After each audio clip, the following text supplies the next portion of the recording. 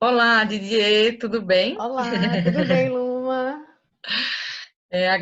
Gostaria, né, de começar te agradecendo por Obrigada. disponibilizar, né, seu tempo para estar aqui conosco. Uhum, é um prazer. E eu queria, quem está aqui provavelmente, né, no meu Instagram, me conhece. Então, mas eu vou me apresentar brevemente, né? Eu sou instrutora de Mindful Eating, faço pós-graduação em comportamento alimentar, tenho um método de Sophie Derham e, e trabalho muito voltada para o programa de Mindful Eating que se chama Eat for Life, que é Comendo para a Vida, que o nome do protocolo oficial é MBS, Mindfulness Based Eating Solution, que foi criado por Lynn Rossi, que é uma psicóloga.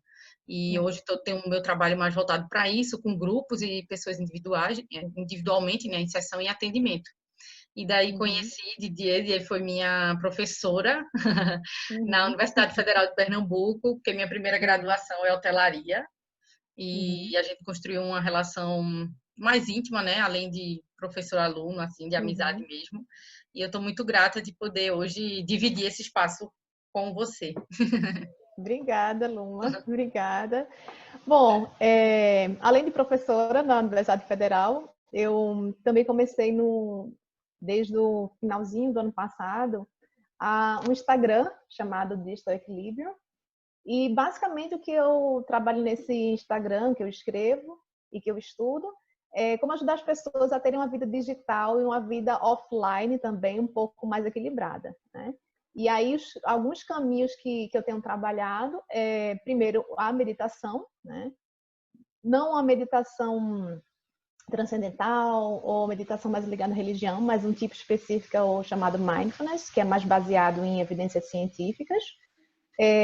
Ferramentas práticas também para como melhorar o bem-estar digital. Então, eu fiz uma formação online pela Universidade de York, que fica na Inglaterra, especificamente sobre ferramentas de bem-estar digital. Tá?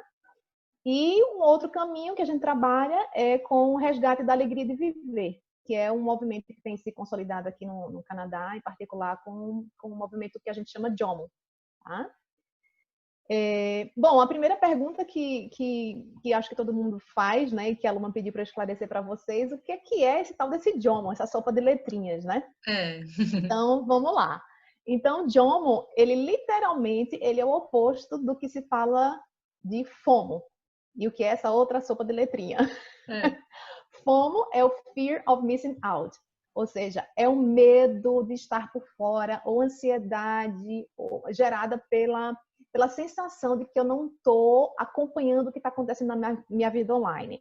Então, por exemplo, você ir visitar o Museu do Louvre, tirar uma foto na entrada, colocar no Facebook e você ficar tão ansioso com a sua vida digital, que você, ao invés de estar entrando no Museu do Louvre em Paris e olhando cada obra de arte, você está mais preocupado em olhar o seu feed do Instagram ou do Facebook, por exemplo, De ver a certo? repercussão disso, né?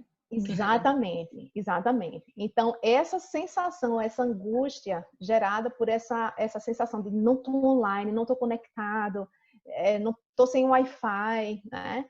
É, e essa ansiedade, basicamente, gerada por essa situação, é o que a gente chama de Fear of Missing Out, ou FOMO. Tá? Então, o JOMO seria o contrário disso. É a gente aprender a se libertar dessa angústia e aprender a resgatar outros prazeres na vida offline ou a vida desconectada do digital. Tá? Uhum. Então, como é que eu posso ter essa alegria nos prazeres simples da vida? Né? E na comunidade JOMO, o que é essa comunidade JOMO? Qual é o propósito dela? Primeiro é refletir sobre novas formas da gente lidar com a tecnologia, ou seja, a gente não propõe na comunidade JOMO pegar um celular e jogar pela janela, entende? Uhum. Não é a gente viver eternamente no topo de uma montanha isolado da tecnologia. É a gente descobrir como no dia a dia eu posso, no final das contas, ter uma relação mais equilibrada com a minha vida digital. Certo? Então, não Entendi. se trata da gente negar ou demonizar o celular, a internet, etc. É a gente criar uma nova relação com isso daí. Para isso, a gente tem alguns nortes. Primeiro, a gente eleger as coisas que são essenciais, as coisas que são significativas e que realmente trazem alegria para a gente. Por isso, o conceito de joy, o conceito de alegria, o conceito de recuperação de experiências offline são tão centrais. Tá? É engraçado como isso eu vejo a relação com o Mindful Eating, assim. Óbvio, o Mindful Eating, ele traz essa nova relação com a comida e também com o corpo, porque as pessoas acham que o Mindful Eating é muito só comida, mas eu não tenho como me relacionar de outra forma com a comida se eu também não me relacionar bem com o meu corpo. E aí eu vejo, assim, é como acaba dando match, assim, como essas coisas se encontram, né? Nesse reequilíbrio, nesse construir novo de comportamento e de relação com algo que a gente já tem, com algo que existe, né? Como de um novo olhar, né? Exatamente, é como se a gente estivesse resgatando aquilo que a gente tinha como certo já, das coisas simples da vida. O comer é a necessidade básica fisiológica do ser humano. O dormir, o descansar também. Então, existem várias vertentes, vários profissionais que estão trabalhando nesse movimento do JOMO, que vem desde artistas, a produtores de eventos, a produtores de aplicativos de forma não comercial, que valoriza mais a criação comunitária de aplicativos. Então, as pessoas que estão envolvidas nesse movimento, elas estão buscando isso. Como é que a gente pode colocar nossa energia, nosso tempo nas coisas simples da vida que a gente, às vezes, esqueceu? A gente está tão encantado, às vezes, com a tecnologia que a gente não começa como se a gente fosse se desconectando das coisas mais simples, e as coisas mais simples parecem entediantes. A gente vê isso, muita criança que tem já um índice de dependência muito grande da tecnologia, que ela começa a não fruir, a não se maravilhar com as coisas simples. Então, aquela sensação de tédio, cadê o celular? Porque o celular preenche de uma maneira muito mais fácil para o pai e para a criança, às vezes, esse espaço do tédio. São muitos estímulos, né? É Exatamente. visual, é sonoro, é muita Isso. informação, tudo ao mesmo tempo. Então, deixa a criança meio hipnotizada. Isso, exatamente. Então, para resumir esse primeiro entendimento da gente, o que é o JOMO, né? Então, qual é a missão do JOMO enquanto movimento, que eu estou participando aqui com a Christina Krug. Quem tiver mais interesse, eu sugiro que siga o perfil. Tem tanto o website quanto o perfil no Instagram, que é chamado Experience JOMO. Então, a missão é empoderar todos os indivíduos a experimentar a alegria de estar por fora ou estar offline, estar desconectado, né? E, basicamente, com o formato que a gente trabalha por meio de membership. Então, tem membros que a gente financia o trabalho. Não sei se isso é muito popular no Brasil, mas está se tornando cada vez mais forte aqui o copatrocínio, né? Por meio de plataformas. Então, existe uma plataforma Patreon, que você pode patrocinar pessoas que têm uma causa comum com você. E essa pessoa, ao ser patrocinada, ela produz informação e produz conhecimento. A formação dela é jornalista, né? E aí, a produção é feita por ela, mas ela é sustentada financeiramente, literalmente, por aquelas pessoas que compartilham daquela mesma missão. Então, é bem interessante, porque você tem realmente um senso de comunidade, entende? Então, quando a gente adquire um membership, ela faz uma reunião com a gente via Zoom, de meia hora, perguntando quem é a gente, de onde a gente veio, quais são os anseios da gente para o próximo ano, como é que ela pode contribuir, dando mais informações. Então, eu falo, eu sou pesquisadora, eu sou professora, eu tinha vontade que você me ajudasse nisso, eu sugiro isso, sugiro fazer um evento aqui no Brasil. Então, a gente vai criando uma espécie de comunidade. E tem um podcast, e esse podcast vocês todos podem acessar, chamado JOMOcast, na plataforma Spotify, outras plataformas também de podcast, que são feitas justamente para ajudar a gente a ter mais profissionais, qualquer profissional que trabalha basicamente com criação de conteúdo, com criação de informação como professor ou como artista, etc., que querem trabalhar com essa gestão de ter menos volume de informação digital entrando, né? Como é que a gente pode gerar mais impacto e mais alegria nos ambientes profissionais que a gente trabalha. Então, acho que deu para esclarecer um pouco mais o que é, ao final de contas, esse tal desse projeto JOMO que a gente conversa um pouco aqui no perfil. Eu fiquei só com uma dúvida, talvez, porque você falou aqui, e eu acho que a gente não falou onde você morava. É interessante a gente falar. Verdade.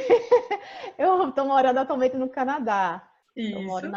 em Victoria, é uma cidadezinha que fica pertinho de Vancouver, mas moro aqui no Canadá desde 2018. Eu continuo vinculada à Universidade Federal de Pernambuco, mas estou licenciada num período sabático aqui no Canadá. E outra coisa é se esse podcast, né, o Jomocast, ele é só Tá? em inglês. Eu acho que é só em inglês, né? Só em inglês. Só em inglês, exatamente. Imaginei. Imaginei, Exatamente. sim. Tu achas que tem alguma pretensão desse material ser traduzido ou de você mesmo trazer isso para a gente em Bom, em português? primeiríssima mão, eu estou planejando, não é a primeira pessoa que me fala isso, da carência da gente ter um podcast específico, porque assim, é aquela coisa do take for granted que a gente fala, né, do ter como certo. Às vezes eu compartilho muita informação em inglês e só depois que eu tive um processo com uma coaching que também fala inglês, ela mora nos Estados Unidos, mas é brasileira, e ela disse: Ju, tem coisas que você está postando em inglês. E o take for granted é isso. Eu tomo como certo que todo mundo que está lendo tá entendendo. E aí foi quando eu me toquei que eu precisava traduzir aquilo, né?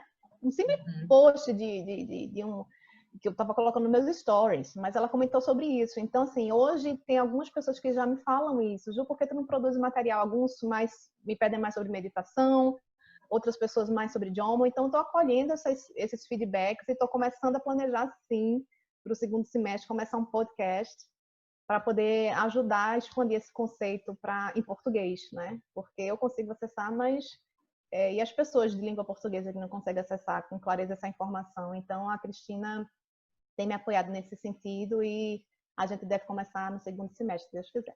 Que maravilha, estamos todos na torcida. Tenho certeza que vai ser um Obrigada. sucesso. Obrigada.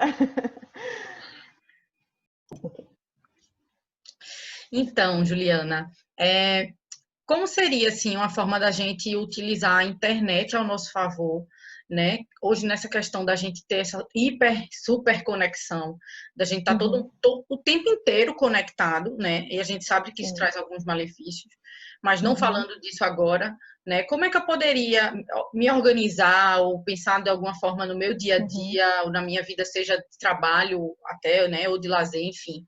Como eu utilizar essa internet de forma consciente, sempre ao meu favor? Ok. Bom, primeira coisa é tomar consciência que você que está no controle da sua vida digital e não o contrário, né?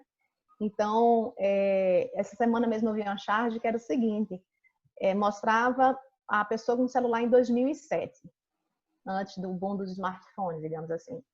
E aí a pessoa estava em tamanho grande e o celular pequenininho, ela segurando na mão. E do lado da charge tinha essa mesma pessoa em 2017. Era o celular no formato grande, do tamanho da pessoa, com o celular na mão e a foto daquela mesma pessoa dentro do celular, né? Então, a primeira coisa é a gente tomar consciência de que a gente está no controle. Então, a gente tem que entender que qual é a forma que a gente se relaciona com o nosso celular, certo? Esse é o primeiro passo, essa tomada de consciência. E aí, falando seria assim, por exemplo, essa coisa da dependência, o quanto eu me vejo dependente dele, seria exatamente, isso?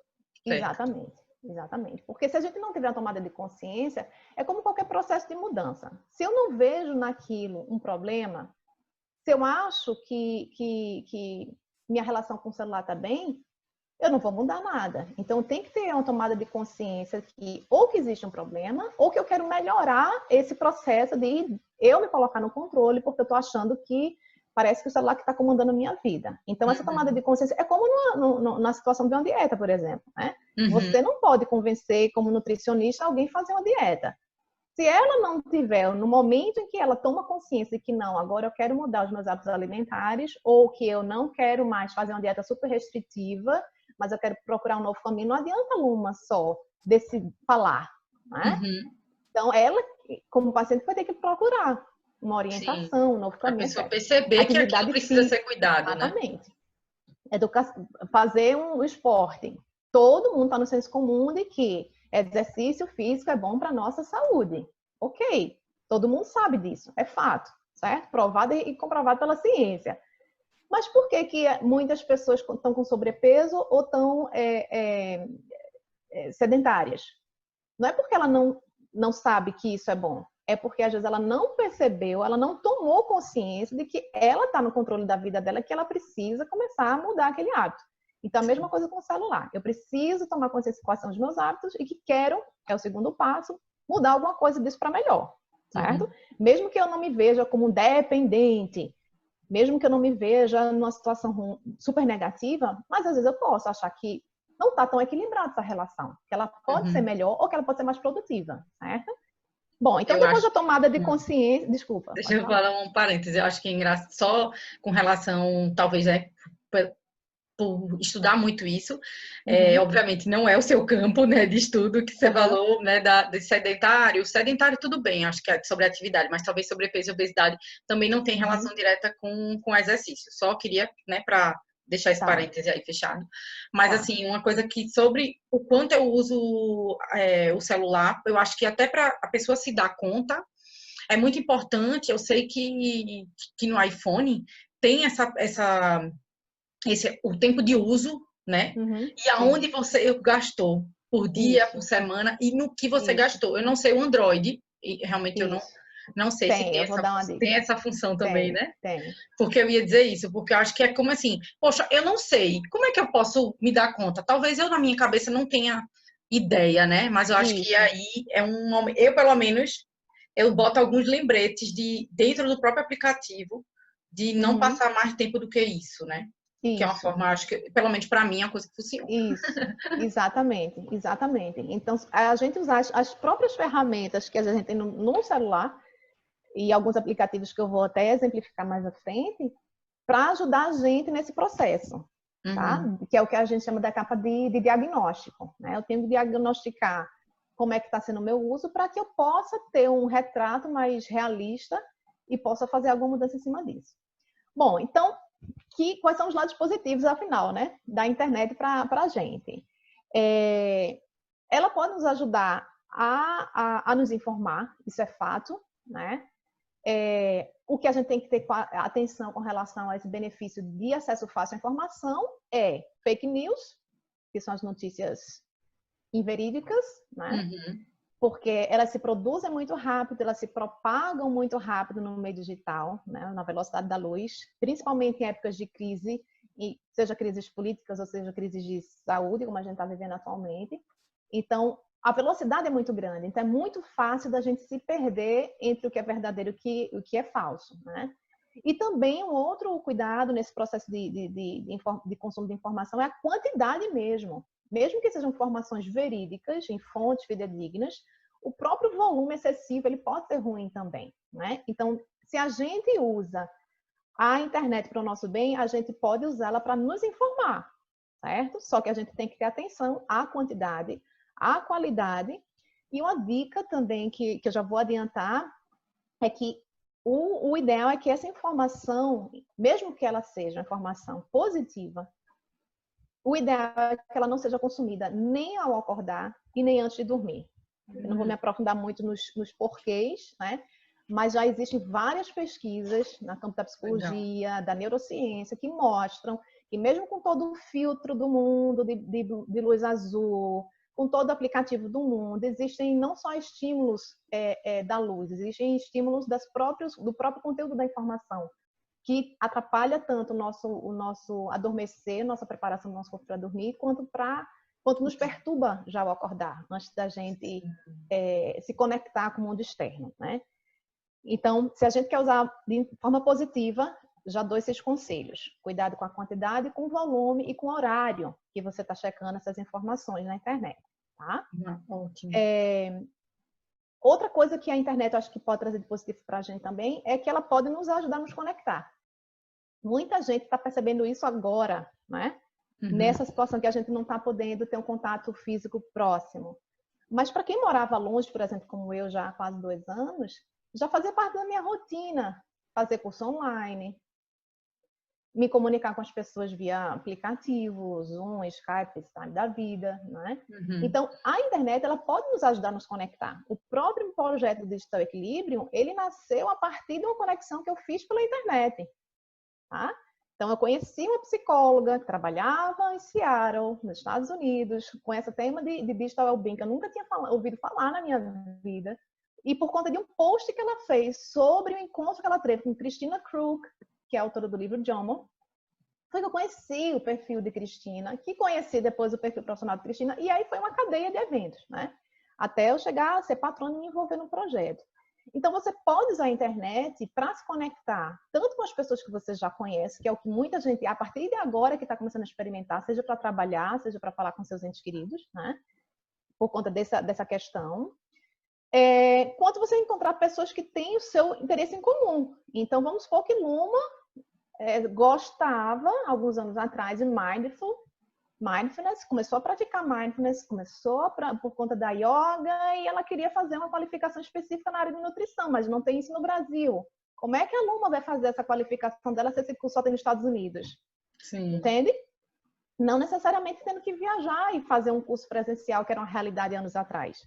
Então, quando a gente pensa nessas possibilidades de conexão com assuntos que você gosta, com assuntos e com pessoas que têm interesse em comum de você, é como se o mundo fosse uma grande comunidade. Sim, que você pode se conectar, né? Então, eu acho que se a gente escolher com consciência, aí volta a consciência, quem a gente segue, quem a gente se conecta e que informação a gente consome, a gente pode usar sim a internet a nosso favor. Sim. Mas se a gente consumir informação de qualquer fonte, um volume excessivo, ou de qualquer pessoa, aí a gente pode ter o lado negativo, né? Bom, outra coisa assim que eu já pincelei, que eu acho que é uma grande possibilidade, que muita gente também só agora está percebendo, é a possibilidade de você aprender pela internet, né? Já há décadas as pessoas vem se trabalhando com cursos à distância. Na última década foi o boom da educação EAD online, que passou para um outro patamar, né? Fora do Brasil, a gente tem universidades, open universities enormes, como a de Londres, por exemplo, que há mais de 10 anos trabalha com cursos online de altíssimo nível. Então, aquele preconceito que as pessoas têm... Que a AD não tinha qualidade, né? Exatamente. Não. Isso é coisa do passado, né? E talvez só agora algumas pessoas estejam se tomando conta disso. Então, assim, eu, por exemplo, eu já fiz 4 cursos online desde que eu cheguei aqui no Canadá. Eu fiz curso com um professor do Brasil, em português, né? Sobre criatividade. Eu fiz um curso no Reino Unido, com bibliotecários e pesquisadores da área de Digital Wellbeing. Eu fiz um curso que eu estou finalizando as práticas de formação de facilitação, né? Uma formação profissional de facilitador em mindfulness com pesquisadores da Universidade de Toronto, via Zoom, com reunião online presencial, intermediando, fazendo uma combinação com práticas que eu tinha que implementar aqui, fazer tipo um estágio, uma aplicação prática na minha comunidade, na cidade que eu estava morando. Mas tudo isso foi com a ajuda de quê? Da internet. Eu não teria condição financeira, nem pessoal. Inclusive, eu fiz um comparativo na época. Eu queria fazer um curso de extensão, de especialização em mindfulness na Universidade de Toronto. E eu fui fazer o levantamento. O curso era tipo assim, colocando passagem, o curso, alimentação. Eu fiz todo o levantamento. Dava bagatela por disciplina de $1.200. $1.200 por disciplina. E essa extensão... E eu dizer o dólar agora com R$5. Exatamente. Certo? Fora, assim, a logística de ter que organizar a minha família. Eu tenho 2 filhas, meu marido teria que ficar com as meninas, o curso final de semana e tal. Mesmo com toda a flexibilidade da carga horária, podia fazer um em cada... Esses 4 ou 5 módulos poderiam ser distribuídos em até 3 anos, etc. Mas não é só a flexibilidade do tempo. Sim. É a logística para você fazer um curso. E eu consegui fazer um curso online com esses mesmos professores, 2 meses daqui da minha casa, e fazendo a mediação com a minha comunidade brasileira de Vitória, entende? Então, eu conseguiria fazer esse curso lá em Toronto? Hoje, não. Eu teria que esperar pelo menos alguns anos para financeiramente estar melhor e as meninas estarem maiores. Então, quantas pessoas deixariam de fazer esse curso se ele não tivesse online, entende? Sim. E nesse curso que eu fiz, tinha pessoas que... Tinha um brasileiro, tinha gente no Canadá, tinha gente nos Estados Unidos, tinha gente no mundo todo, né? Então, acho que realmente a gente precisa entender que a internet pode sim trazer coisas positivas para a vida da gente, né? E para encerrar assim, essa ideia, eu queria citar uma frase de Christina Krug, que diz o seguinte: enquanto os dados nos informam, os relacionamentos nos formam. Isso mostra que nós precisamos mais do que informação para trazer sentido para as nossas vidas. Então, se a gente conseguir entender que o que nos fortalece são os nossos relacionamentos e como construir relacionamentos no online e no offline, a gente vai perceber que a internet não é só o lado ruim, né? E ela também pode, de certa forma, nos ajudar a fortalecer as nossas né? relações, os nossos vínculos. Ela eu acho não que substitui. Sim. Ela não substitui. Né? É verdade. Existem outras pesquisas também na área de psicologia que mostram que a sincronia que a gente tem no face a face é diferente da relação digital. E já tem pesquisas que mostram que a relação digital síncrona, ou seja, que acontece ao mesmo tempo como eu e você estamos agora aqui, tem uma diferença da assíncrona. Você, por exemplo, mandar um e-mail, a pessoa responder num momento diferente, mandar uma mensagem no WhatsApp, a pessoa responder 2 dias depois.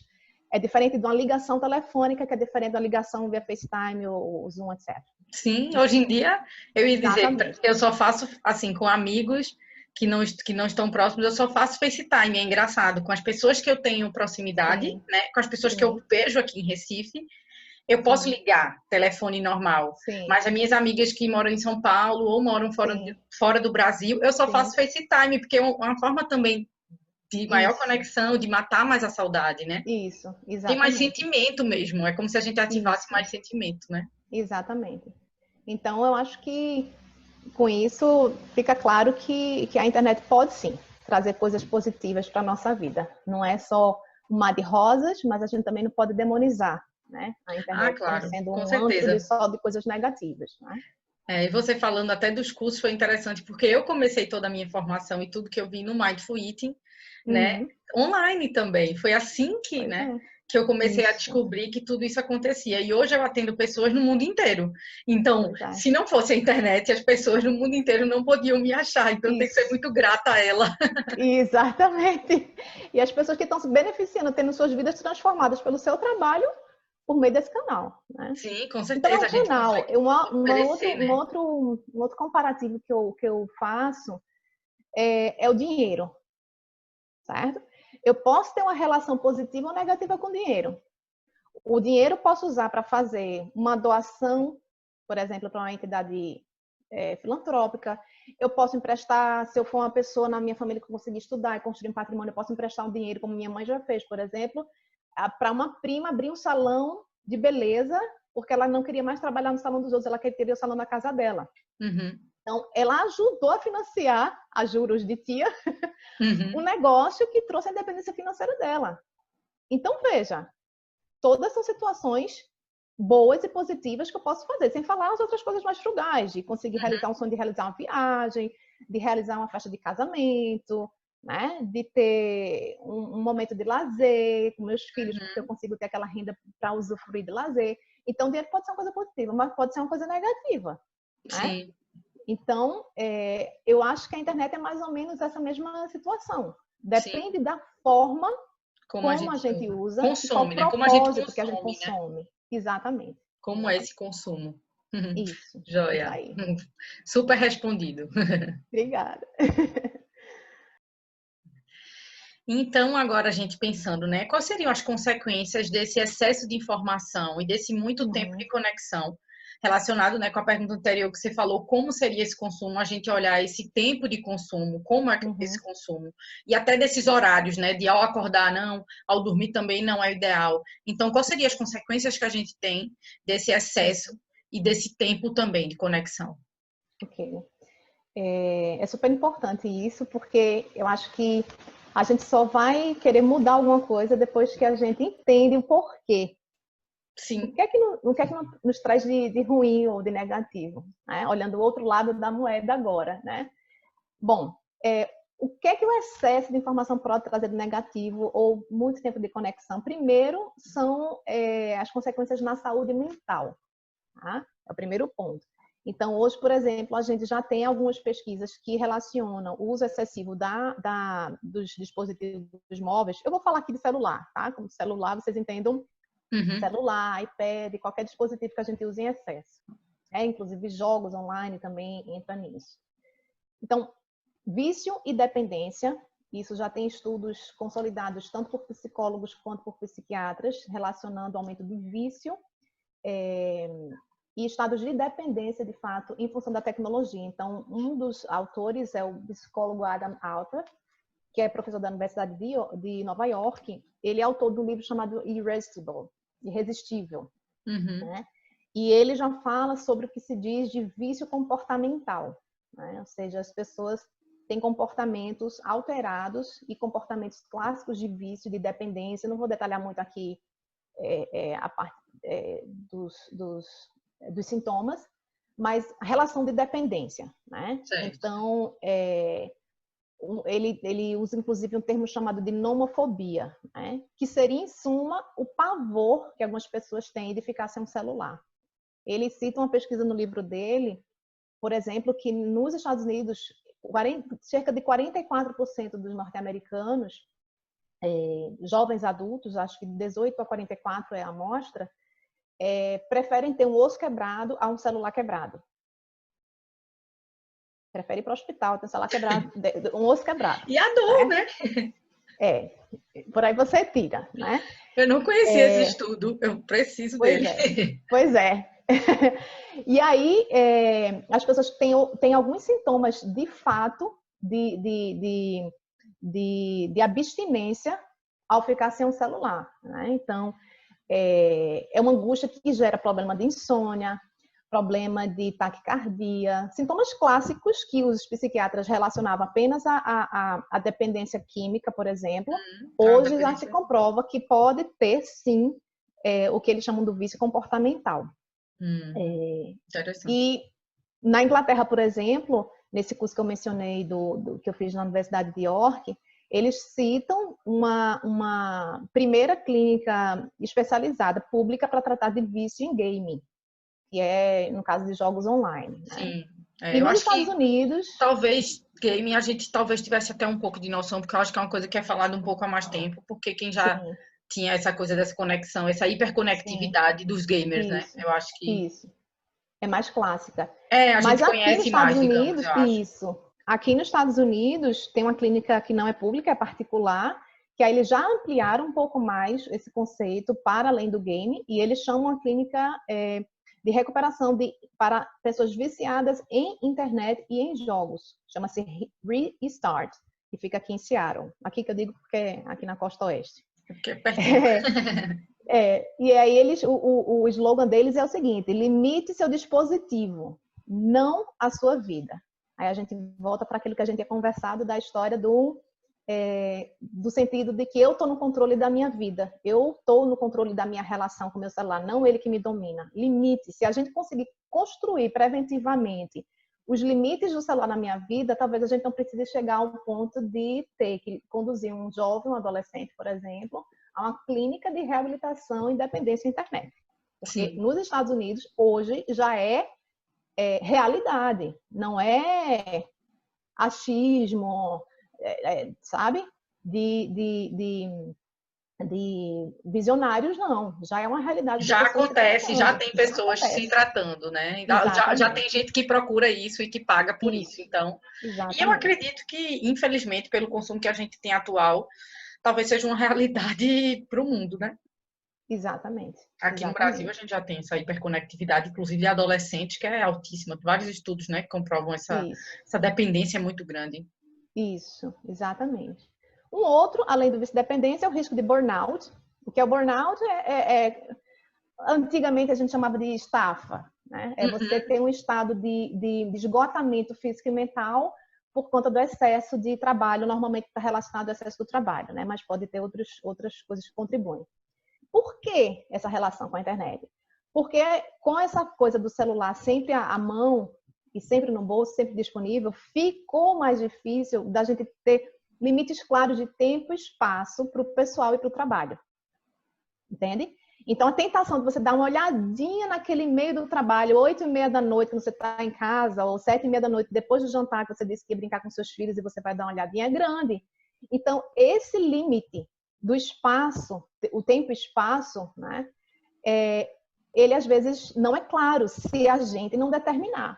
Desligo meu celular às 7h da noite, porque eu não quero ter informação do trabalho, eu não sou obrigada a responder, exceto em casos muito excepcionais, tipo um médico que está no celular de plantão naquele horário que precisa estar online. São situações específicas. Mas muitos de nós poderíamos esperar para responder um e-mail de 8h da manhã no horário do trabalho, por exemplo, mas está lá 11h da noite respondendo e-mail, seja do cliente, seja do paciente, seja do... Entende? Então, Às vezes, eu acho que essa ideia, às vezes, de, assim, acelerar ou de vou ganhar isso aqui, né? Que estou ganhando esse tempo, está adiantando alguma coisa, mas, na verdade, você está sempre rompendo o que você está fazendo, entrando numa coisa que não deveria estar naquele momento. Exatamente, exatamente. Uma outra coisa também que é bem clara, assim, do efeito negativo do uso excessivo, né? Sempre lembrando que a gente está falando aqui, o que a Luma me perguntou foi do uso excessivo da internet. O uso equilibrado e na medida não traria todos esses males que a gente está falando. Claro. Né? Aumento da ansiedade.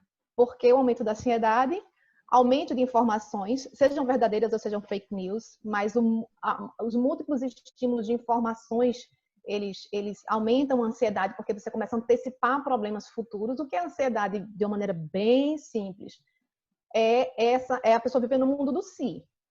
Né? Todo ansioso, ele vive no mundo assim. E se isso acontecer, isso acontecer? Vive no futuro, né? A mente vive no futuro. Exatamente. Então, por exemplo, na situação que a gente está agora no coronavírus, quem tem uma tendência já anterior à ansiedade está sofrendo muito. Quem tem histórico de síndrome do pânico também está sofrendo muito. Por quê? Você tem uma enxurrada de informação gigante, né? Sobre cenários múltiplos, junta com a incerteza, junta com outras questões mais complexas, né? Como luto antecipatório, porque você já começa a pensar, e se eu morrer, se eu pegar, e se meu parente pegar, e se meu amigo que eu conheço que é profissional de saúde, e aí você começa a imaginar os piores cenários possíveis. Desdobramentos econômicos, né? Exatamente. Tudo, né? É tanta coisa, é tanta incerteza. Isso. Então, isso é só um exemplo de uma situação extrema que a gente está vivendo hoje, certo? Que ficou muito claro para muita gente, né? Então, o excesso de informação que a gente consome na internet, né, seja fake ou não, ela pode ser um estopim, não é ela isoladamente, porque precisa, obviamente, ter um histórico pessoal, né, disso. A gente não pode dizer que é só informação, mas ela pode ser um estopim, é o gatilho, certo? Que aciona, às vezes, quando você já tem um histórico de depressão ou de ansiedade, né? Transtornos... E aí... Transtornos, só para complementar, né? Que transtornos psicológicos, que é o mesmo preceito, assim, que ele é mais ou menos dos alimentares, existe uma questão, por exemplo, genética, tem outros fatores ligados, né? Mas isso aqui, você, por exemplo, ter isso já seria um fator que está ali, que está firme. E aí eu vejo se outros se combinam. A partir do momento que eu tiro esse, eu diminuo a chance disso acontecer, né? Exatamente. Então, essa é uma das causas, né? Esse pode ser um dos lados negativos. Outra coisa do excesso de informação, estresse. Por que a gente pode ficar estressado se a gente ficar muito tempo na internet? Consumir em excesso. Primeiro, o aumento das comparações sociais. Aí tem vários estudos na área de psicologia social falando sobre isso, né? Que comparações a gente faz? Isso aí, muitos de vocês que estão assistindo vão vestir a carapuça. Cada um vai vestir a sua, cada um pode ser que vista várias dessas. Mas, por exemplo, comparação com o corpo alheio, certo? Gera insatisfação corporal. Que tá tirando selfie, certo? Comparação com números de seguidores. Se você tem uma página profissional, você fica comparando com aquela fulana que tem mais seguidor do que você, né? Troca o likes, que já é um outro capítulo, mas tem gente que tinha adolescentes que estavam trocando likes, negociando likes pela internet por conta dessa necessidade de afirmação. comparação com as viagens fantásticas, comparação com a família, os filhos perfeitos, né? Parece que Ninguém todo tira mundo tem uma foto. vida, essa coisa da vida melhor do que a Exatamente. sua, né? Mais bonita que a sua, mais Exatamente. próspera do que a sua. Exatamente. Você nunca viu uma piscina de borda infinita, mas parece que na internet todo mundo já viu e já foi. Entendeu? A família e filhos perfeitos. Você está em casa lá, descabelada, cansada, não sei o quê, mas ninguém tira foto na hora da confusão, né? Eu brinco também que ninguém tira foto na hora da ressaca depois da festa. Tira foto antes, né? Quando tá linda, maravilhosa lá no banheiro do início do negócio. Ninguém tira tá passando mal no final da festa, por exemplo, né? Ninguém tira a foto da viagem na hora que os meninos estão gritando dentro do carro, cada um querendo uma coisa, um passando mal, um querendo comer e outro dizendo, tá chegando, mamãe, não tá chegando, né? Já chegou, falta Já muito. chegou, tá perto, falta muito, exatamente. Então, essa parte, ninguém faz um videozinho das crianças fazendo confusão no banco de trás, derramando comida no carro. A gente tira foto na hora que tem uma paisagem linda, para todo mundo, tira uma foto perfeita e posta no Instagram. Ninguém sabe como é que foi o resto da viagem da pessoa naquele dia. E é engraçado, eu vejo como alguns perfis que são mais reais hoje em dia, que mostram essa parte que a gente está dizendo que não mostram, como as pessoas criam uma identificação tão grande e essas pessoas já aparecem muito mais. Porque elas, é a verdade, é o que precisa às vezes ser mostrado. E aí acho que quem faz isso até acaba se diferenciando, né? Isso. É como se a gente estivesse começando a ficar cansado de ver tanta vida perfeita no feed, Sim, né? totalmente. Inclusive, tem para quem tiver curiosidade de ver um trabalho bem legal, tem uma organização chamada Sanctus, @Sanctus, com TUS. É uma organização britânica que eles trabalham com coaching e saúde mental para minimizar o estigma de saúde mental e as pessoas começarem a justamente mostrar o seu verdadeiro lado e as suas angústias, etc. Né? Incentivar as pessoas a procurarem ajuda profissional para transtornos psicológicos, enfim. E aí eles fizeram, né, eles são super criativos, e uma campanha especificamente que, se vocês quiserem entrar, vocês vão se surpreender, chamada lifefaker.com, tá? Entrem e matem a curiosidade de vocês sobre essa campanha. Não vou dar spoiler aqui para não matar a curiosidade de vocês, mas é justamente uma maneira lúdica para a gente ver como às vezes a gente investe certas máscaras sem perceber nesse processo. E, por fim, com relação aos impactos na saúde, especificamente, tá? Eu estou focando essa primeira parte na saúde, insônia. Muita gente está, sem perceber, piorando o próprio sono, ou desenvolvendo uma insônia crônica, ou piorando o estado que já tinha anterior de insônia, por conta do uso excessivo de internet, né? Principalmente celular. Então, tem vários estudos científicos, tem relatórios de organizações como Common Sense, por exemplo, que é uma organização que fica aqui nos Estados Unidos, que estão provando que pessoas, sobretudo jovens, a cada ano eles fazem uma pesquisa anual, eles chamam censo anual de uso de internet nos Estados Unidos. E eles mostram que sobretudo jovens, porque o foco deles é crianças, adolescentes e jovens, então a pesquisa deles vai na amostra de 8 a 18 anos, dormem cada vez menos, tá? E eles mostram que o simples mau hábito de levar o celular para a cama altera o nosso sono, altera o nosso ciclo por conta dos estímulos. Nos horários, né, que a gente tem, por exemplo, na nutrição, a gente olha como isso desregula completamente fome, saciedade, e tantos outros estímulos, né, que a gente tem, que a gente depende primeiro de um sono bom, né, de um sono que seja realmente que dê esse reparador, né, que seja um sono bom, profundo, que a gente tem o sono REM, né, que é o REM, que é esse sono que é reparador, que eu consigo depois no outro dia acordar bem, acordar descansado. É impressionante algumas pessoas que até conseguem dormir, né? Mas não tem a qualidade do sono. Então, além da insônia, que é não dormir, né? Ou dormir menos, seria a qualidade. Então, mesmo assim, a qualidade desse sono é alterada. Isso. E Perfeito. Aí eu posso ter várias alterações, inclusive endócrinas, né? Aí depois eu não sei porque eu não tô perdendo peso, né? E a gente não liga os pontos, né, Luma? As pessoas os acham outros que é só maus hábitos que a gente tem.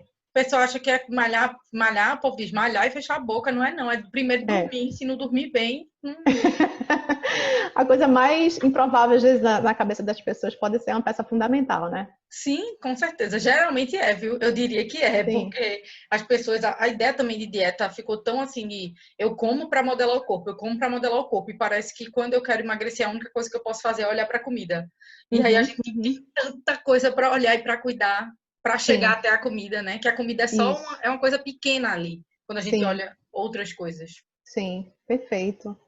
Bom, então, além disso, sim, para fechar a parte da saúde, né?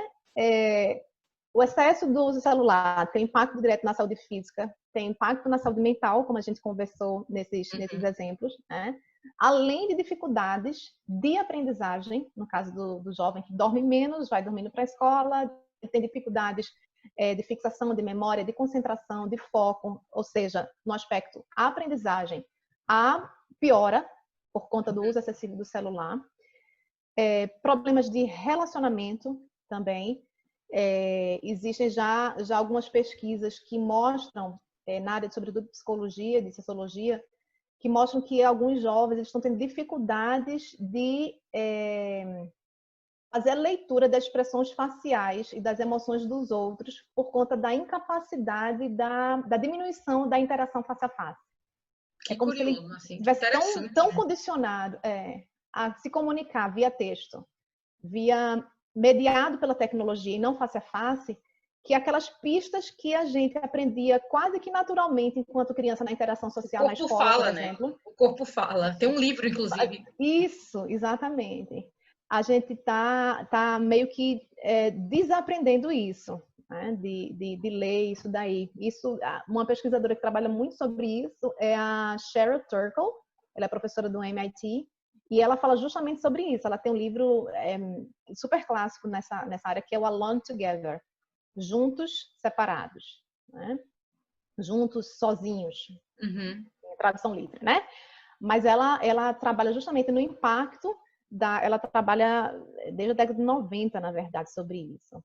E ela mostra como esse aumento da tecnologia tem feito com que muitas pessoas comecem a diminuir sua confiança nos relacionamentos interpessoais, com as pessoas que elas amam, com a família, com as pessoas mais próximas, e tenham também essa dificuldade de fazer a leitura das emoções na comunicação face a face, né? Enfim, então, acho que Realmente, basicamente na parte do impacto na saúde, seria essas contribuições que eu teria a dar para vocês. joia, uma loucura mesmo. A gente tá ficando, a humanidade, né? Tá ficando, Sim, é muito desequilíbrio, mas assim, fora, eu imagino que óbvio você trouxe o que era do seu conhecimento que tá dentro desse da tua área, né? Imagine, isso, obviamente, que eu, por exemplo, quando você fala, eu já imagino tantas outras que sim, para nutrição e aí outra especialidade vai focar em outras. Então, isso, é realmente muito importante a gente olhar o quanto desse tempo, né, que a gente tem se dedicado, assim, o quanto a gente acaba passando desse jeito, mesmo que com coisas boas, né? isso, isso, exatamente. Obrigada. Ou nada. Ô, Juliana, e para além da saúde, o que é que você destacaria mais? Ok. Uma coisa que muita gente me pergunta e que eu tenho escrito mais em função dessa demanda é o impacto na produtividade e no foco. Como a tecnologia pode atrapalhar esse processo de concentração de produtividade mesmo, né? No estudo ou no trabalho. Então, um exemplo de uma pesquisa que foi feita com universitários no Japão mostrou, por exemplo, que será que onde o celular está vai influenciar a capacidade dele fazer uma atividade cognitiva mais exigente, que exige mais concentração? E a pesquisa provou que os alunos, eles fizeram 3 grupos e eu tinha um grupo que tinha o celular na mesa, podendo ver as notificações, certo? O outro grupo tinha o celular na mesma sala, mas o celular estava sem notificações ligadas, mas estava próximo. E tinha um terceiro grupo que o celular ficou em outra sala. Adivinhe? O grupo terceiro teve índice muito maior do resultado do score dos testes que eles fizeram, né? Que eram focados justamente em avaliar o nível de concentração em atividades intelectuais. Então, sim, o celular, ele pode atrapalhar muito a concentração e o foco da gente, né? Eu vi um estudo desse, assim, que falava muito da leitura, mas falava todas as possibilidades, né? Do seu lado, com a tela virada para cima e com a tela virada para baixo.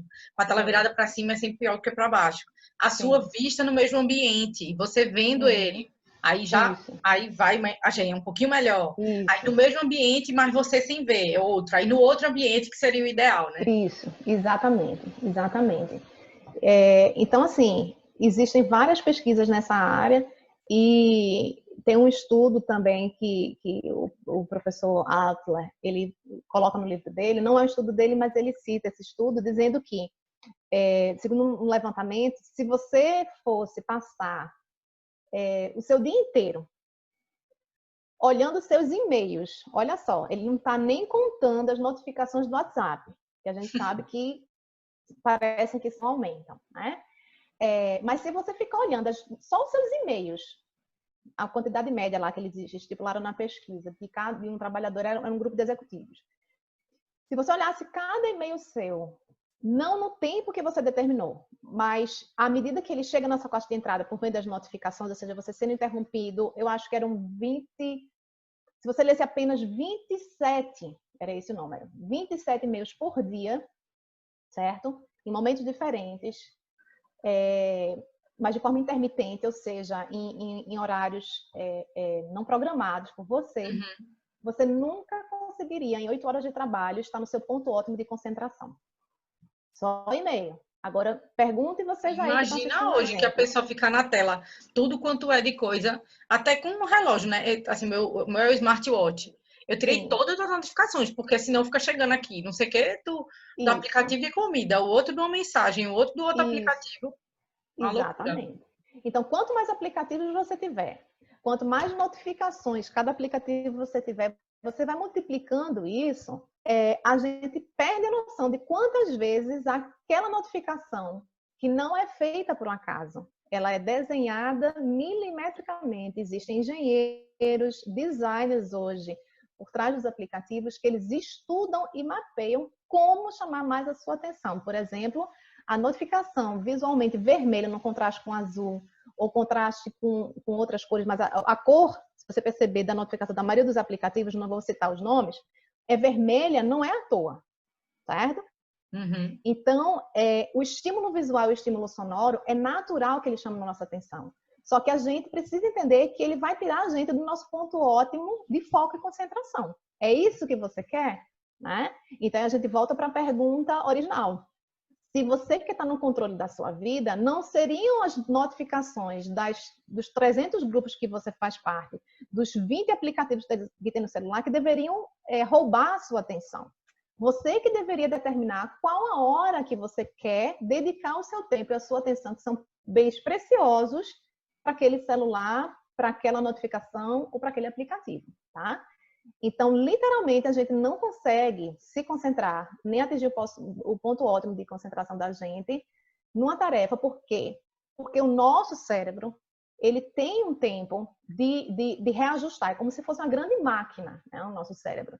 E é como se você estivesse freando o tempo todo o seu cérebro, com cada notificação, e precisando reacelerar. Literalmente, os nossos conexões cerebrais, elas precisam de um tempo para elas engatarem novamente e voltarem para o ponto onde você estava. Então, é como se você estivesse brecando o carro o tempo inteiro e tentando sair novamente na primeira marcha. Onde é que eu terminei? Qual é o fio da meada mesmo desse e-mail que eu estava escrevendo? Quanto isso exige de energia, né? E de perder Exatamente. tempo mesmo. Exatamente. Então, você termina o dia super cansado mentalmente, às vezes, no trabalho, sem entender por que você está tão exausto mentalmente. Pode existir várias razões, obviamente. Sim. Mas esse excesso de interrupção, ele dá um gasto mental que a gente muitos de nós não está percebendo. Eu já estou, inclusive, pensando aqui, reavaliando várias coisas enquanto você fala aí. Pois é. Porque, espero que quem está assistindo também. Com certeza, não tem, minha gente, não tem como. Eu tento, assim, principalmente eu acho que para quem trabalha, porque hoje a maioria das pessoas que perguntam sobre o meu trabalho, tudo ou tá no Instagram, né? Assim, enfim, ou tá no WhatsApp. Então, as sim, pessoas que vêm perguntar porque é uma abordagem muito nova, muita gente sim, não conhece, não sabe como são os atendimentos, duração, sim. frequência. E eu, para responder Sim. tudo isso, né, eu respondo direct WhatsApp. Até já comecei a oferecer, e eu gostaria muito que as pessoas quisessem, mas a maioria não quer. Eu sempre Uhum. ofereço no começo, eu disse, posso te ligar? Você prefere falar por aqui mesmo? Porque eu tento ligar, até como uma forma de criar Tá, uma conexão maior com a pessoa, de tá, resolver mais rápido e de uma vez. tá, tá, Porque quando tá. você manda mensagem, você fica nisso, né? Você manda mensagem, a pessoa pode não responder na mesma hora. Daqui a pouco você Exatamente. responde, daqui a pouco a pessoa responde, E aí fica uma coisa que poderia ter A sido resolvida se comunicação fosse uma. assíncrona que eu tinha falado. Como você falou, né? Então a gente pode, por exemplo, eu poderia responder isso em 5 minutos numa conversa por telefone, né? Por Uhum, ligação, uhum, sim, né? Poderia ligar e falar tudo, a pessoa tirar todas as dúvidas, perguntar tudo. E às vezes, quando fica muita mensagem, eu sinto que o outro lado às vezes fica com vergonha de estar perguntando tanto também. Então, se a gente tá, tivesse numa ligação, seria mais rápido, mais fácil, sim, todo mundo falaria tudo do que ficar nessa troca sim, infinita de mensagens, né? sim, sim. E aí, fazer um gancho que você estava falando, quem tem um trabalho autônomo ou quem tem a responsabilidade de gerenciar o seu próprio tempo, ou seja, se você é um profissional liberal, se você é um profissional que atende pacientes e que você já tem uma realidade muito antes dessa coisa toda de trabalhar em casa, de você mesmo fazer o seu horário, é ainda mais desafiador nesse aspecto. Porque é mais fácil ainda de você confundir o espaço casa, espaço trabalho, hora de responder, hora de não responder. Então, se a gente não for muito disciplinado, a verdade é essa, de estabelecer até onde vai o horário que eu vou trabalhar, o horário que eu vou descansar, o horário que eu vou checar e-mail, o horário que eu vou entrar nas redes sociais, a gente facilmente escorrega nisso daí. Porque o nosso cérebro, só dando uma pincelada rápida do porquê que a gente acaba ficando meio que viciado nisso sem perceber, a gente gosta do feedback positivo, Uhum. né? E aí, aquele like, aquele comentário positivo e fofinho, aquele coraçãozinho, ele dá uma injeçãozinha de dopamina pra gente dizer, ai, como eu sou amado, como eu sou querido, olha com quantos likes estão surgindo aqui para mim, olha, entende? Então, Uhum. essa compensação imediata sobretudo das redes sociais, é que alimenta esse looping da dependência. Porque a gente gosta de se sentir querido, amado, e a gente quer repetir essa satisfação imediata e fácil que a gente tem do like, por exemplo, entende? Sim. Se é Então, por bom, isso que é né? tão Por que eu vou parar traiçoeiro. algo que me traz esse bem-estar, né? Exatamente, exatamente. É isso. Joia. E a gente sabendo, né, tudo que a gente já falou até agora com relação aos Uhum, malefícios, benefícios, a gente encontrar esse equilíbrio, quais seriam uhum, as tuas dicas, né, para a gente equilibrar tá, esse tempo online e offline, para a gente usar a internet a nosso favor, né, tá, a gente ter os benefícios e a gente uhum, minimizar, digamos assim, tá, os malefícios. ok. Bom, passo é entender quanto tempo você tem gasto online. Ou seja, eu sugiro que você faça um diagnóstico da situação. Você hoje, Luma, sabe se você gasta 1, 2 ou 3 horas na internet? Não sei.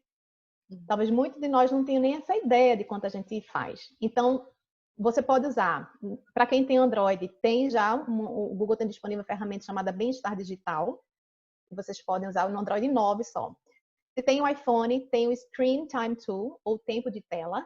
E Uhum. uma terceira dica de como você pode fazer isso é com um aplicativo chamado Moment. Tá? Legal. Tem ainda também algumas planilhas, né? Hoje tem uma que está disponível no site da bagbuy.com. Eles têm nesse período de coronavírus, enfim, eles liberaram, era pago, mas eles estão disponibilizaram agora para download free. Então você pode fazer um download do PDF, imprimir e você faz como se fosse um screen time. É literalmente como se fosse uma planilha, só que é muito mais bonita, é muito mais agradável, né? Porque tem todo um design para você fazer o tempo de tela seu e da sua família, tá? Então Legal. primeiro passo é diagnosticar. É você saber onde é que você está nesse processo, Uhum. tá? Segundo passo, depois que você determina, toma consciência e entende qual é o tamanho desse problema, digamos assim, se você passa 1, 2, 3, 4 ou 5 horas. Segundo, é determinar o tempo que você gasta na internet, tá? Vamos supor que você identificou que você gasta 4 horas. E aí você diz, caramba, é muito tempo.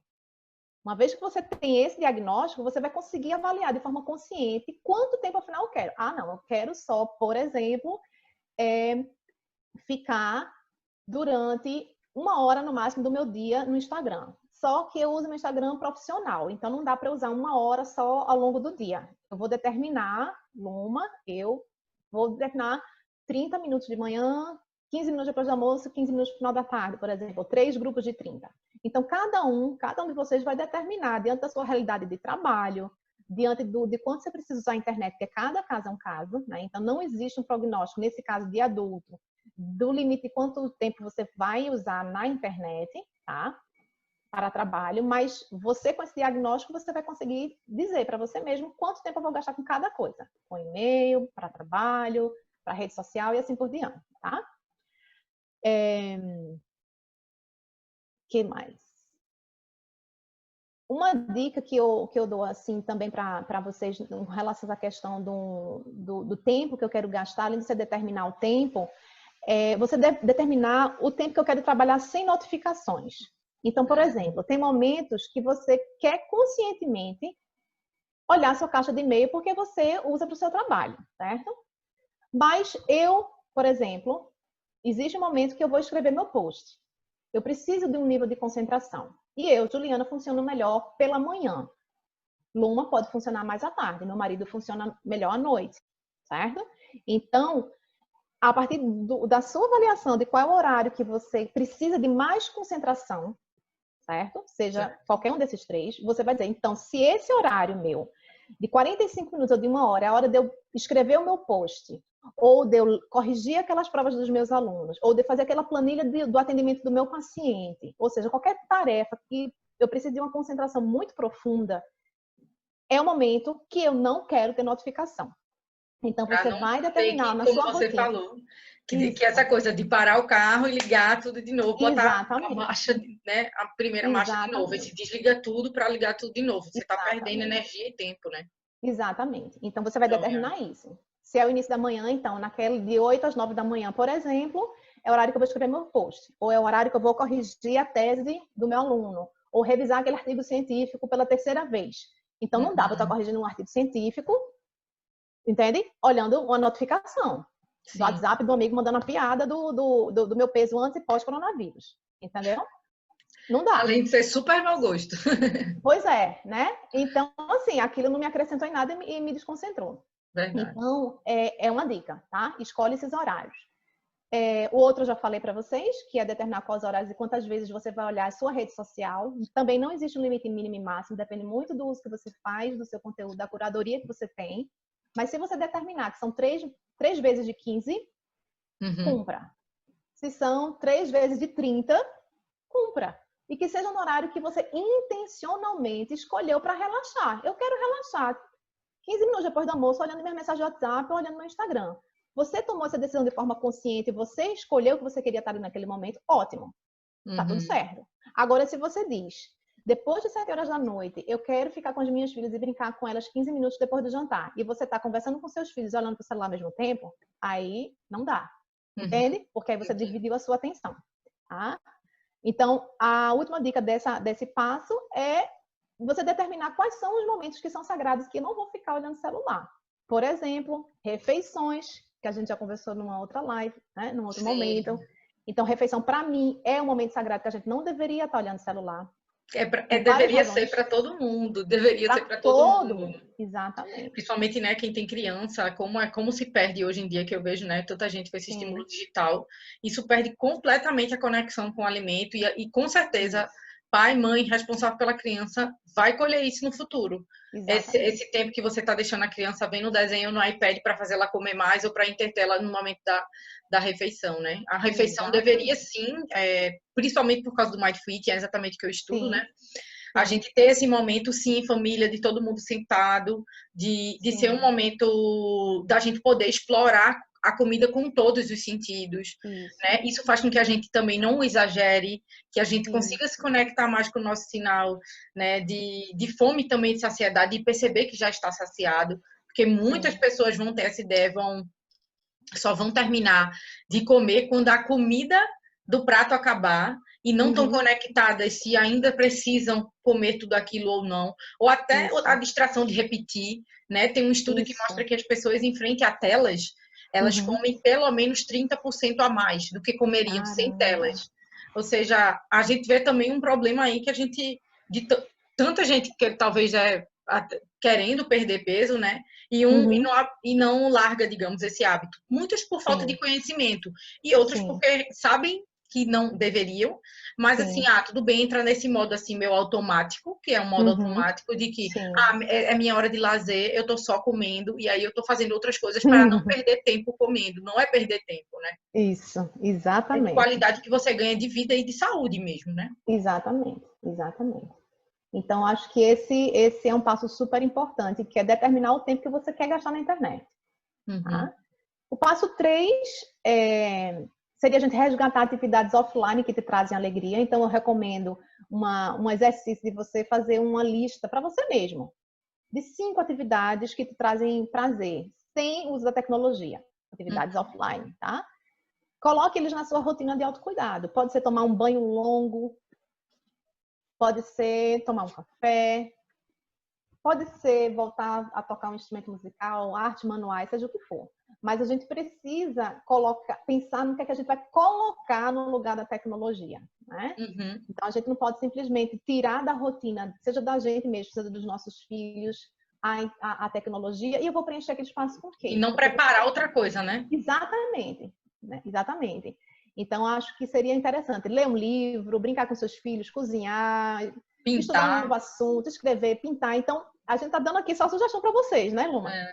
Mas cada um pode fazer a sua própria lista do que é que ele Eu pode acho fazer. legal, às vezes, resgatar algo que você fazia antes dessa loucura toda de internet super digital, dessa era tão digital. Começar, né? A gente começar, por exemplo, pode ver há 10 anos atrás, às vezes, ou algo até resgatar algo de criança que você gostava tanto que você nem sabe por que abandonou. Isso, né? Exatamente, exatamente. E traz uma reconexão. Isso. E por fim, relacionado a isso, um passo 4 para ajudar vocês com dicas para se reconectar com essa vida offline, equilibrar mais, é aprender a cuidar da sua vida emocional, tá? Então, isso pode ser o caminho da terapia, pode ser o caminho da meditação, que eu super indico, e a Luma também, a gente vai conversar um pouco mais à frente sobre isso, né? Por que a gente indica tanto a meditação? Mas basicamente porque ela é simples. E ela precisa apenas de inserir a prática na sua rotina e uma boa orientação inicial. Uma vez que você siga esses dois caminhos, você consegue inserir e ter os benefícios, né? Ler para saber mais sobre você mesmo, né? Então, às vezes a gente tem um preconceito com livro de autoajuda e tal, mas tem autoajuda e autoajuda, né? É só a gente distinguir qual é a qualidade do que a gente está lendo, mas é importante ler sobre as nossas emoções, nossos conflitos, etc. Participar de grupos de ajuda, de comunidades, hoje, sobretudo no contexto mais online, naturalmente, né? E reativar conexões com pessoas que te escutem, que te dão suporte, que escutam você sem julgamento, né? E na mesma proporção, a gente evitar os vampiros emocionais, né? Quem quiser ler, inclusive, tiver na sua lista a parte de leitura de autoconhecimento, eu indico um livro de uma psicóloga, eu não lembro o nome dela agora, porque faz muito tempo que eu li esse livro, mas foi libertador para mim, porque eu tinha uma relação muito negativa com uma amiga minha. E só depois de ler esse livro e identificar que aquela era uma relação de vampirismo emocional, foi que eu consegui me libertar. Então, quem tiver querendo se libertar de alguém que está atrapalhando um pouco o seu equilíbrio pessoal, eu recomendo sim. Vampiro emocional, põe no Google. Vampiros emocionais, no plural. Tá? São essas dicas. Espero que ajude vocês. Super. Acho que é um conteúdo aí precioso, viu? Que dá pra gente trabalhar bastante. Obrigada. Então, quais seriam as dicas, Juliana, que você daria para a gente manter uma vida digital equilibrada? Tá. Bom, outras dicas também são, primeiro, a gente minimizar o uso do celular quando a gente estiver com outra pessoa. Isso parece tão básico, mas eu acho que dava para a gente se juntar com um pessoal, talvez de hotelaria, né? Nosso passado, nossa formação original, e fazer um guia de etiqueta digital, sabe? Tipo assim, quando você entrar no elevador, pare de olhar o celular e cumprimente a pessoa que está no elevador. As refeições, deixe o celular desligado da mesa do lado e nunca leve para a sua mesa. Então, a gente poderia fazer um livro de etiqueta digital. E o primeiro ponto seria isso. Olhar Não no olho, usar, né? minimizar o seu celular quando estiver com outras pessoas. Quem está na sua frente tem que ser a prioridade, tá? Porque a gente precisa ter atenção plena e não atenção partida. Isso vale para a nossa relação com os nossos filhos, com os nossos cônjuges. Ninguém quer estar na cama tendo uma conversa antes de dormir com o outro e tendo que competir com a atenção da pessoa no celular, por exemplo. Né? Sim. Ou tá na refeição e a competição com a comida ou com a conversa com o outro. Então, a gente tem que minimizar esse uso com as outras pessoas. Dica 2, eu escrevi há pouco tempo, uma dica sobre faxina digital, certo? A gente tem que dar de Marie Kondo, entendeu, Loma? Sabe Marie Kondo, gente? Sim. Da A arrumação. japonesa que é da arrumação perfeita, que tem várias técnicas maravilhosas. Inclusive, eu adoro o especial dela no Netflix. Inclusive, eu vi com as meninas, elas aprenderam a dobrar roupa com Marie Kondo. Existe um livro recém-lançado por um professor nos Estados Unidos chamado Cal Newport. O livro é Digital Minimalism. Minimalismo digital. O subtítulo do livro é o seguinte: Escolhendo uma vida com foco em um mundo barulhento. Então, ele defende que a gente precisa minimizar também o nosso volume, a nossa quantidade de acesso a dispositivos e informações, se a gente quiser manter a nossa sanidade e evitar tanto barulho na nossa cabeça. Né? Uhum. Então, como é que a gente pode fazer um pouco disso, de uma maneira bem sintética e bem prática para vocês? É essa faxina digital. 5 passozinhos. Primeiro, separe 10 minutos por dia para você fazer a sua faxina digital, certo? E essa faxina digital pode ser em vários locais, tá? A gente pode fazer a faxina digital nos nossos e-mails. Então, a gente descadastra algumas listas de e-mails. Sabe aqueles e-mails do salão de beleza que você não vai mais? Eu mudei de cidade há pouco tempo, né? Então, eu recebo do salão, eu recebo da pizzaria, De marca de do roupa, né? yoga que eu praticava lá, que eu já estou em outra cidade, já estou em outro contexto, entendeu? Então, eu não sei você, mas eu passo, às vezes, mais de 10 minutos só limpando minha caixa de entrada de e-mails. Então, limpa a sua caixa de Cadastrar, né? entrada, mas vai se descadastrando, porque com o tempo vai diminuindo um pouco essa quantidade de e-mails que você recebe de locais que não tem mais nada a ver com você. Né? No meu caso, eu acho que até, assim, pelo menos para mim, não sei se é a realidade, talvez de muitos, né? Porque a gente acha que Uhum. cada um vive na sua bolha, né? Então, eu acho que a minha Sim. realidade talvez seja do outro também. Que é Uhum. essa coisa do, por exemplo, eu recebo muito e-mail marketing de muito, é tudo consumo, é tudo para Sim. comprar, Sim. mas no caso de tipo de roupa, sapato, Tá. bolsa, de qualquer coisa que eu já comprei, de qualquer loja que eu já Sim. comprei. Na E também sua o quanto vida. isso estimula essa sociedade também do consumo do capitalismo, Sim. né? Desse consumo Sim. desenfreado. Chega uma coleção nova, você, ai, que estampa linda. Ai, que coisa linda. Isso. Então, tipo assim, se você não, se você, quando você for precisar e quando você quiser, você vai lá, Isso. entra no site ou vai num shopping, sei lá, que Isso. esteja na loja e conhece e vai comprar.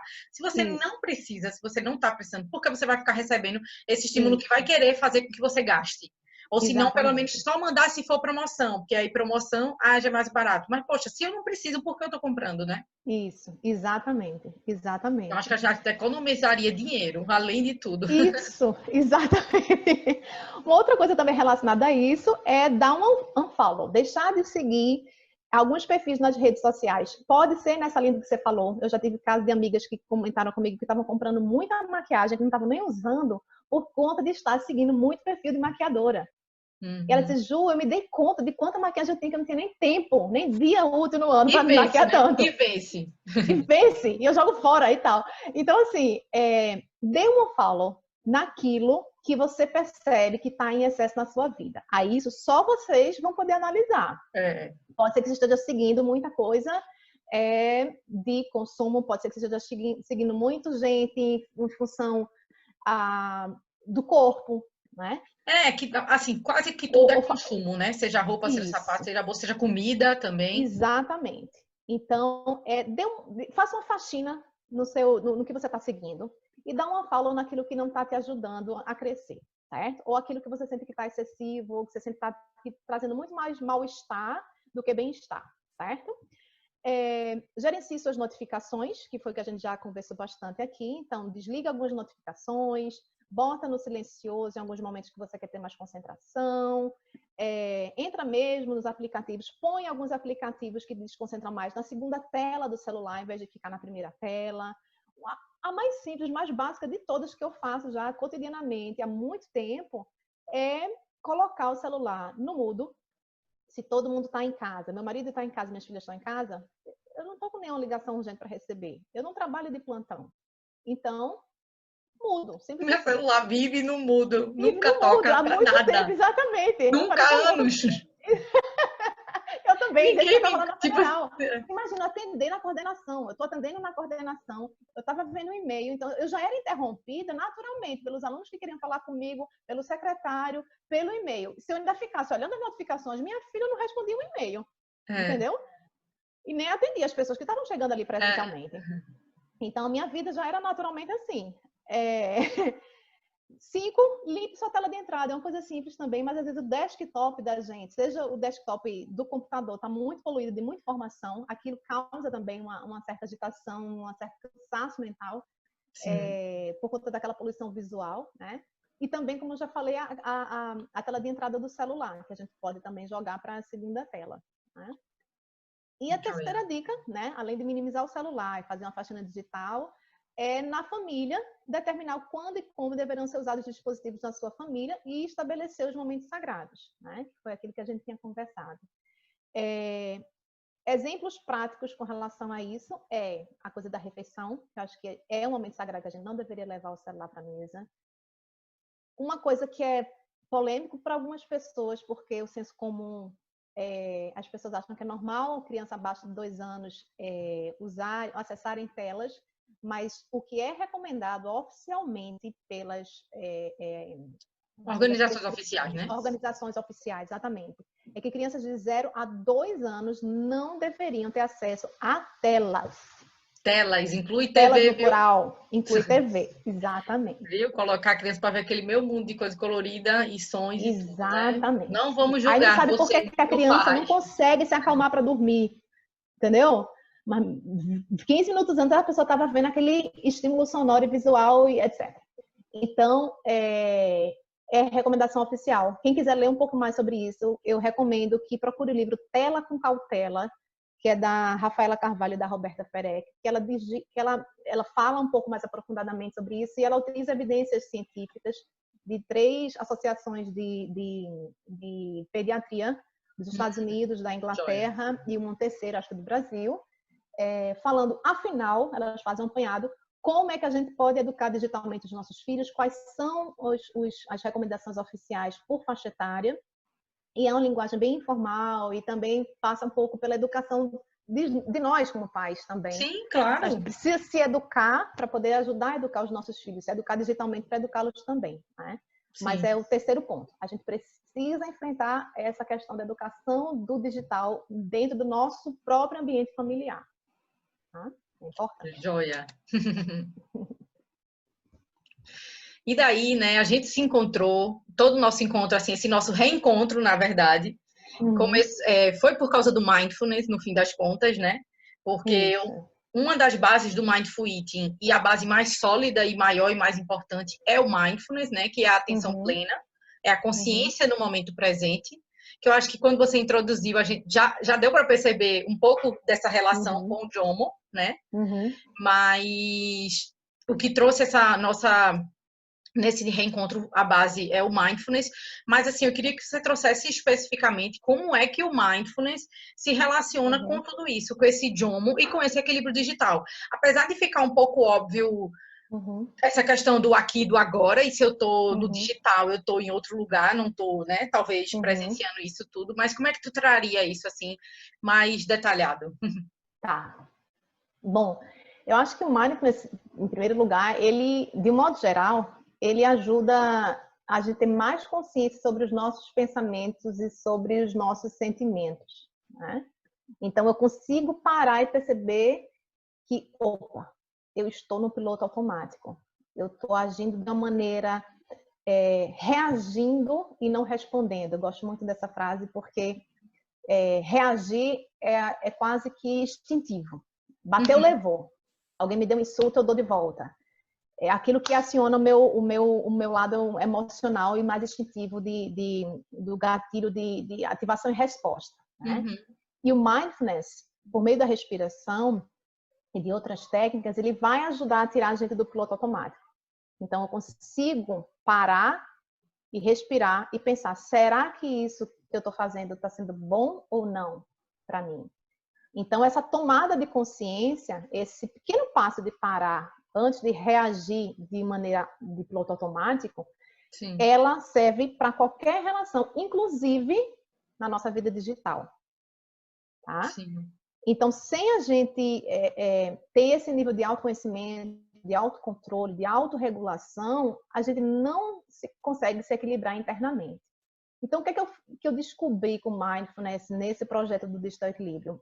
Cara, se eu for ensinar as pessoas antes de eu ensinar as pessoas, de ajudar as pessoas a se equilibrarem com o que está externo a elas, ou seja, com a relação dela mesma com o mundo digital, ou da relação dela com a conexão com as outras pessoas no mundo offline. Mas se as pessoas não tiverem equilíbrio interno, certo? Se eu não tiver um equilíbrio comigo mesmo, eu não vou conseguir me equilibrar com aquilo que está externo a mim. Sim. Eu não sei se eu fui clara, se eu fui muito filosófica. Sim, não, com certeza. Foi claro, né? Então, se eu tô com a mente perturbada, se eu tô com a mente ansiosa, é muito fácil de eu ter uma relação desequilibrada com a internet, porque eu tô com um vazio emocional gigante, ou eu tô com ansiedade gigante, ou eu tô me sentindo deprimido. É muito mais fácil eu ficar rolando feed horas a fio, como quase um bálsamo emocional, entende? Então, se eu começar a falar, faça isso, técnica é essa, dicas que a gente conversou aqui, por exemplo. Mas se a pessoa não conseguisse ter um equilíbrio interior dela com ela mesma, ela não vai conseguir levar para a relação com a vida digital dela esse equilíbrio, porque ela está interiormente desequilibrada. Sim. Então, antes de eu querer equilibrar o que está externo a mim, eu preciso me equilibrar internamente. Né? É engraçado como isso linka. Você concorda comigo? Totalmente, como é um link também com a base do programa também, né? Do Mindful Eating, do Eat for Life. Como a gente cuida, às vezes as pessoas acham que a gente já vai começar falando de comida, a gente fala de pensamento, a gente fala de emoção, a gente fala das relações humanas, da relação com o corpo, a gente fala de tudo. Porque justamente a pessoa acha que assim, é técnica, né? É ferramenta, faz isso, faz isso, faz isso, faz aquilo, quase como um robô. E outra coisa interessante de trazer, nem sei se você iria trazer nesse ponto, mas com relação à neuroplasticidade que o mindfulness traz, né? Então, com a prática, a gente vai ficando mais habilidoso em responder de outra forma. Eu sempre gosto de dizer assim, se alguém grita comigo, eu grito de volta. É como se o caminho fosse sempre esse aqui. Único. E aí eu tenho mindfulness. Quando eu tenho mindfulness, eu tenho outro ponto aqui, outro ponto aqui, outro ponto aqui. A mensagem vem e ela não volta mais da mesma forma. Ela se liga em outro ponto. Porque a gente tem mais conexões neurais, né? Então, a gente vai conseguir ficar mais habilidoso para responder isso de forma consciente. Não, gritou comigo, eu grito de volta. Não, calma, para. Isso também é uma mudança também na nossa fisiologia até, né? É uma coisa que vai além dessa questão que a gente acha que, não, eu vou parar e pensar, eu vou ficar mais calmo. Não é só isso, né? Não, é muito mais profundo do que as pessoas pensam. A gente está falando só... No modo geral, acho que existe uma carência muito grande ainda, sabe, Luma? Por isso que é um dos objetivos desse meu projeto é me aprofundar e ajudar a popularizar um pouco o conhecimento sobre mindfulness, porque eu vejo muita gente na superfície do mindfulness, sabe? E às vezes nem nas pessoas que estão supostamente falando sobre mindfulness nas redes sociais, nem muito menos no grande público, está se chegando à profundidade como a neuroplasticidade que você mencionou. Né? Então, não é só respirar para ficar mais calminho, para ficar zen. Sim, sim. Sabe?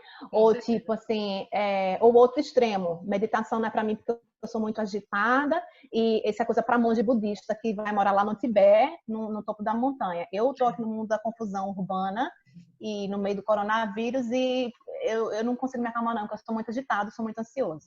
Quando, na verdade, são essas pessoas que mais precisam. É tão insano, eu acho, a gente dizer que a gente não precisa de meditação porque a gente é ansioso. E é que eu como dizer assim, eu tô com sobrepeso, não preciso de dieta não, sabe? Eu tô com 120 quilos, mas eu não preciso pensar que eu preciso resgatar um peso mais equilibrado, né? Enfim, então assim, é muito louco a gente pensar que a gente acha que meditação é algo que está distante ou é inatingível para a gente, né? Mas enfim, isso aí... Eu sempre digo para os meus clientes e alunos, né, Uhum. que quanto mais você diz que não tem tempo, é quando você mais precisa.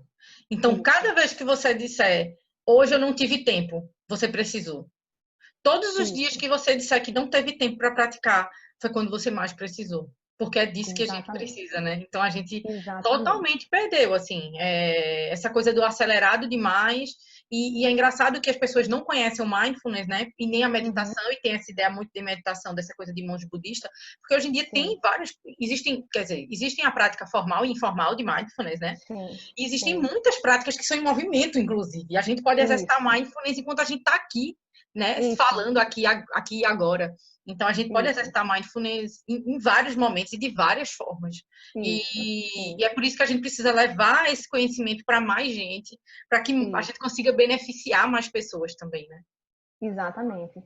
E outra coisa também que você falou, que eu queria mencionar também, é essa coisa do tempo, né? A gente que está nesse papel de ajudar as pessoas nesse caminho já com a formação em mindfulness, eu também percebo como existe essa desculpa recorrente de que a gente não acha tempo para meditar. E aí, na verdade, eu passei por uma experiência de fazer a mediação com alguns alunos nessa prática de formação, e era interessante que na técnica do nosso curso, uma das coisas mais importantes não era a técnica perfeita em si, mas era a gente começar com os nossos alunos ou mediandos, enfim, a inserir a prática de forma paulatina e com técnicas simples, uma vez por dia, 3 vezes por semana, depois todos os dias, e a gente aumentando de 3 para 5 até a gente chegar na metade do caminho, né, dos 8 encontros, nos 10 minutos por dia. Pasmem vocês, eu não estou falando de ninguém que está assistindo a gente aqui, se for algum aluno meu assistindo, não é com nenhum de vocês em particular. Como às vezes a gente fazia um feedback de como tinham sido as práticas da semana anterior, a gente sempre tinha essa dinâmica, e eu ouvia as pessoas dizendo, é porque eu não achei tempo também essa semana, como você mesmo escutava. E aí eu escutei uma vez, tentei acolher de uma forma bem aberta para que ninguém ficasse constrangido de contar isso nos próximos encontros, mas isso começou a ficar recorrente. E aí eu disse, gente, será que a gente não consegue mesmo achar 10 minutinhos por dia de momento para a gente se revigorar? Será que a gente não está entendendo a importância disso para a gente se equilibrar minimamente para lidar com os desafios que tem na nossa vida? Será que a gente ainda está entendendo como isso pode ser importante? Será que não é isso que está faltando? Ou seja, se eu tomar consciência de que aquilo realmente vai transformar a minha vida, será que eu não vou achar 10 minutos na minha agenda? Depois, então, assim, a gente começou depois de trabalhar com alguns exemplos no grupo, né? Tipo, para uns funciona mais de manhã, para uns funciona mais antes de dormir, para outros Sim. funciona depois do almoço, no E intervalo do como trabalho, fazer mas o fato é também, que né? todo mundo tem. Se vai ser sentado, se vai ser deitado, se vai ser tomando banho, se vai ser Isso, andando, né? Eu gosto muito exatamente. de usar uma chargezinha que mostra por que você não deixa isso, que é a imagenzinha do celular descarregado. E aí, Tá. por que você não deixa acontecer isso com o celular, mas você deixa acontecer com você, como se fosse sua bateria mais, né? Como uma Isso, analogia do tipo assim, exatamente. a gente não olha, e aí acho que tem total conexão com o que você está trazendo, Sim, né? Porque a gente sim, não deixa isso acontecer com o celular, a gente está aí sempre recarregando ele, mas e a nossa energia? isso, E a nossa bateria? Quanto é que você para exato, recarregar isso, para você se revigorar, para você ter energia para isso, continuar as suas atividades do dia, né? Porque exato, você não deixa acontecer com o celular, mas você deixa acontecer com você, que deveria ser a pessoa que você mais cuida. exatamente, exatamente. Então, acho que essa prática do mindfulness, quando entra na nossa rotina, também é uma maneira da gente dizer, olha, eu mereço esse momento de autocuidado. E mais do que isso, eu preciso primeiro cuidar de mim, para depois eu cuidar do outro. Eu fiz um post há alguns dias no meu perfil, vocês podem procurar depois, sobre a imagem é de um corredor de um avião. E a chamada era alguma coisa do tipo, que eu primeiro preciso cuidar de mim mesmo para depois cuidar do outro, né? Então, se eu quero, enquanto mãe, ou enquanto pai, ou enquanto esposa, dependendo do papel social que cada um que tenha, né? Como profissional de saúde, enfim. Se eu quero cuidar do outro, eu preciso cuidar de mim mesmo primeiro, né? Fazendo analogia com o avião, concluindo a minha ideia, era a analogia de que quem já viajou de avião sabe que a aeromoça, a comissária de bordo, cai, né? quando a máscara cai, coloque primeiro na sua face para depois ajudar qualquer pessoa que esteja. Porque o instinto da mãe, por exemplo, é aquele de colocar a máscara no filho. Só que se ela fizer isso por alguns segundos, ela pode desmaiar e aí ela nem salva o filho, né?